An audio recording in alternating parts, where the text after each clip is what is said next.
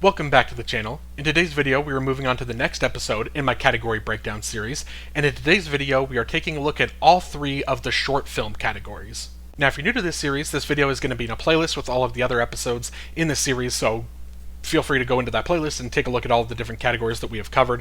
To this point, we're just about at the end. We've only got a couple categories left, so there's going to be a whole lot of different videos there for you to watch. But basically all this is just for the last 3 years, I've taken a look at every single category at the upcoming Academy Awards, and we break the category down and we talk about all of the films that are nominated in that specific category, and then we talk about the individual artists that are nominated in the category, just talk a little bit about the film itself in general, and then at the end of each video, I give you my personal ranking and my prediction for how likely it is that I think they win the Academy Award on March 15th.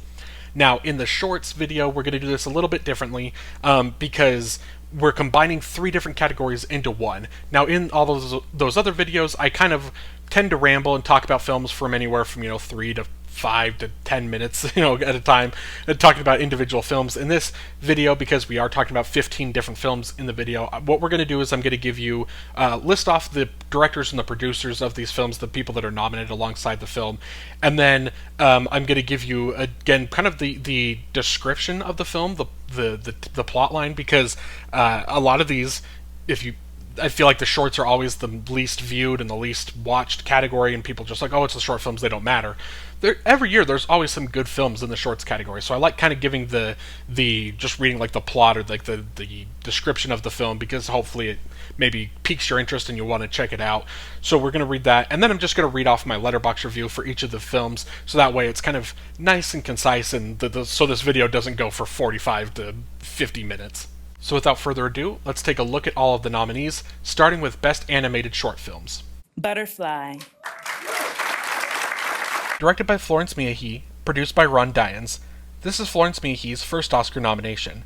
This is Ron Dayans' second Oscar nomination. He won last year for Flow in Best Animated Feature category. A Jewish North African middle-aged man's swim in the sea triggers memories of his earlier life as a professional swimmer during World War II. This is without a doubt the film with the most important story in the category. The painting animation style is beautiful and does a great job transitioning the film from scene to scene. Unfortunately, the film didn't completely captivate me, but I'd be willing to watch it again to see if it works better on a rewatch. For my personal ranking, I'm putting Butterfly in 5th, and for my prediction, I'm putting it in 1st. Forever Green. Directed by Nathan Engelhart and Jeremy Spears. This is the first Oscar nomination for both Nathan Engelhart and Jeremy Spears. An orphaned bear cub finds a home with a fatherly evergreen tree, until his hunger for trash leads him to danger. I went in a little skeptical about the feel-good animal movie in the category, but it worked for me. The animation style is unique and beautiful to look at. The film didn't make me cry, but I would be lying if I said I wasn't emotionally moved. For my personal rank, I'm putting Forever Green in 1st, and for my prediction, I'm putting it in 2nd. The Girl Who Cried Pearls. Directed by Chris Lavis and Maciek Szczerbiałski. This is the second Oscar nomination for both Chris Lavis and Maciek Szczerbiałski. They were nominated together in 2008 for Madame Tootly Pootly in the Best Animated Short Film category. A haunting fable about a girl overwhelmed by sorrow, the boy who loves her, and how greed leads good hearts to wicked deeds. This is the film that pushes its animation the most. The stop-motion style will have its fans, and I could see this being the favorite in the category for many. While it isn't my favorite on the one watch, I will say this is the film from the category that I've thought about the most in the week since I've seen it. For my personal rank, I'm putting The Girl Who Cried Pearls in 3rd, and for my prediction, I'm putting it in 3rd. Retirement Plan. Directed by John Kelly, produced by Andrew Friedman. This is the first Oscar nomination for both John Kelly and Andrew Friedman. Disillusioned with his life, Ray dreams of the beauty and joy he will find in retirement. I like the idea of what this film was going for, but at just 8 minutes, there wasn't enough there for it to come all the way around for me. As currently constructed, I don't think it would work as a feature-length film, but I think it could be adapted and possibly work better for me. The animation is simple, but works very well for the story. For my personal rank, I'm putting Retirement Plan in 4th, and for my prediction, I'm putting it in 4th. And the Three Sisters. Directed by Konstantin Bronzit. This is Konstantin Bronzit's 3rd Oscar nomination. He was nominated in 2016 for We Can't Live Without Cosmos, and in 2009 for Ubornia Istoria I Ubovnaya Istoria, both in the Best Animated Short Film category. 3 sisters live a lonely life on an isolated island, each in their own small house. One day, circumstances develop in such a way that they are forced to rent out one of their houses. A simple film in terms of its story and animation style, but I had fun with it. The highlight for me was the score and the sound design.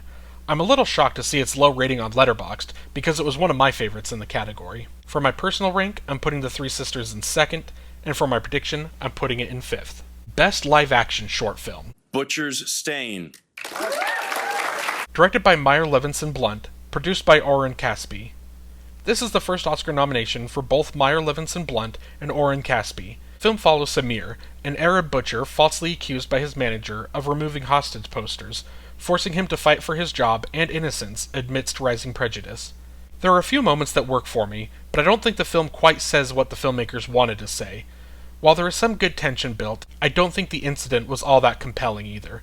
I do like the last shot of the film, though, and maybe would be willing to give this another watch. For my personal rank, I'm putting Butcher's Stain in fifth, and for my prediction, I'm putting it in third. A Friend of Dorothy. Directed by Lee Knight, produced by James Dean. This is the first Oscar nomination for both Lee Knight and James Dean. Dorothy is a lonely widow whose body is failing, but her mind remains as bright as ever. When 17-year-old JJ accidentally kicks his football into her garden, he upends Dorothy's daily routine of pills, prunes, and crosswords, and an unlikely friendship blossoms. Despite being worlds apart in every way, the two come to find that they have more in common than they could ever imagine.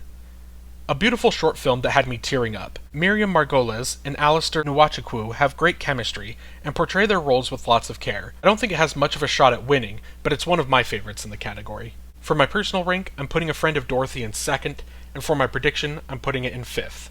Jane Austen's period drama. Directed by Julia Axe and Steve Pinder. This is the first Oscar nomination for both Julia Axe and Steve Pinder. England, 1813. In the middle of a long-awaited marriage proposal, Miss Estrogenia Talbot gets her period. Her suitor, Mr. Dickley, mistakes the blood for an injury, and it soon becomes clear that his expensive education has missed a spot. I have heard some negative comments on this film, but I really enjoyed it. I have the feeling that this film may play better with an audience, because the rest of my packed theater seemed to be having a blast with this one as well. Not often you see spoof comedies recognized at the Oscars, so I love that this got the recognition. For my personal rank, I'm putting Jane Austen's period drama in first, and for my prediction, I'm putting it in fourth. The Singers.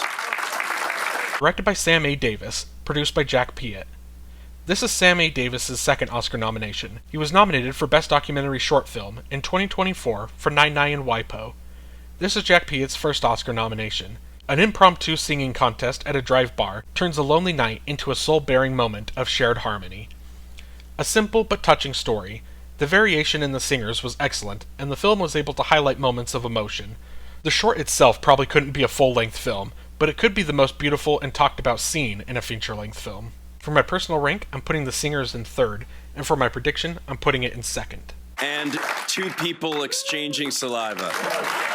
Directed by Alexandra Singh and Natalie Musteda.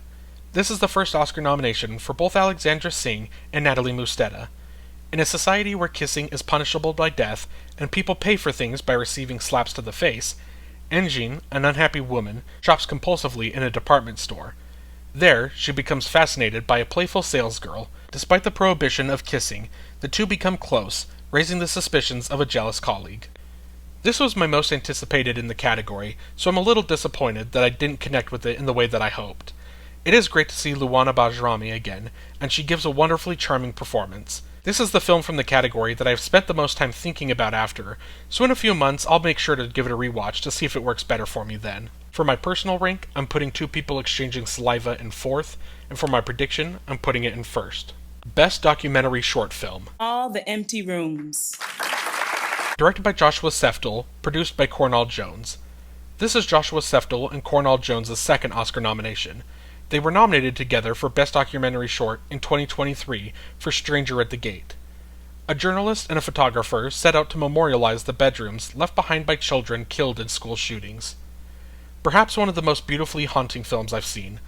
The act of taking pictures and immortalizing their rooms is touching and intimate, but the events leading to it are tragic. This is the short that made me the most emotional, and I think that shared feeling could carry it all the way to the win. For my personal rank, I'm putting All the Empty Rooms in first, and for my prediction, I'm putting it in first.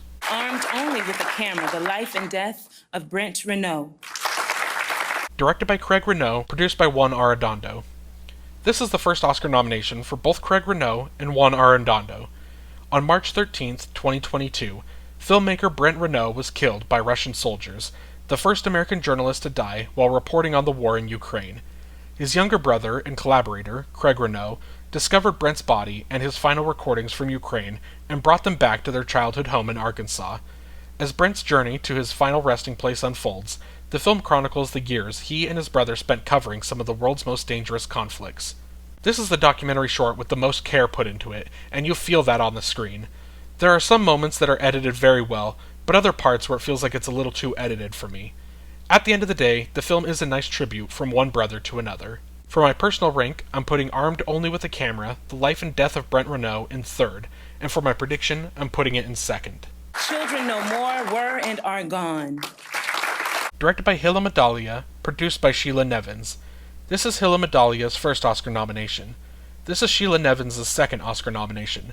She was nominated for Best Documentary Short in 2024 for the ABCs of book banning. In Tel Aviv, activists gather weekly to demonstrate their opposition to the war in Gaza, with a silent vigil for the children killed in Israeli attacks. An important message, but I wish there was a little bit more to the film. I do like the decision to have such a large portion of the runtime dedicated to showing people opposing to their peaceful protest. It's commendable to see people standing up for what they believe, despite how others feel. For my personal rank, I'm putting Children No More, Were and Are Gone in fourth, and for my prediction, I'm putting it in fourth. The Devil is Busy. Directed by Crystalline Hampton and Gita Gambhir. This is the first Oscar nomination for Crystalline Hampton. This is the second Oscar nomination for Gita Gambhir. She is also nominated this year in the Best Documentary Feature category for The Perfect Neighbor.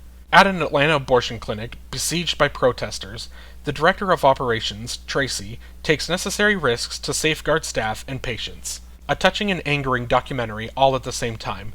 I said it last year with Red, White, and Blue, and I'll say it again now. It's so sad that the road trip abortion story continues to be a growing genre. The film is an intimate look at those willing to put themselves at risk in order to provide healthcare for those who need it. For my personal rank, I'm putting The Devil is Busy in second, and for my prediction, I'm putting it in third. And Perfectly a Strangeness. Directed by Alison McAlpine. This is Alison McAlpine's first Oscar nomination. In the dazzling incandescence of an unknown desert, three donkeys discover an abandoned astronomical observatory and the universe, a sensorial cinematic exploration of what a story can be. The girls to the right in my theater couldn't stop laughing uncomfortably, and the guy to my left gave the film a con-level worthy standing ovation, so your mileage may vary with this one. The film is bold in its storytelling, and the cinematography is beautiful. I also love the score that kicks in towards the end of the film. For my personal rank, I'm putting Perfectly a Strangeness in fifth, and for my prediction, I'm putting it in fifth. And that's it. Thank you so much for watching this video. Let me know down below in the comments how many of these short films have you seen, what are you rooting for in each of the categories, what do you think is going to win. This is the one for me that is always a crapshoot. Like, I've gone back and forth multiple times on what I'm predicting to win. We all kind of, I think every year we come to a consensus on like what we think the winner is, but really there's not a lot of great precursors, so there's no real way to know. So it would just be fun to see what you're predicting to win down below in the comments. And if you'd like to like this video and then subscribe to the channel so you don't miss any future episodes in this series or any of the other series that I have going on my channel, I would greatly appreciate it. Thank you so much for watching. Have a great day.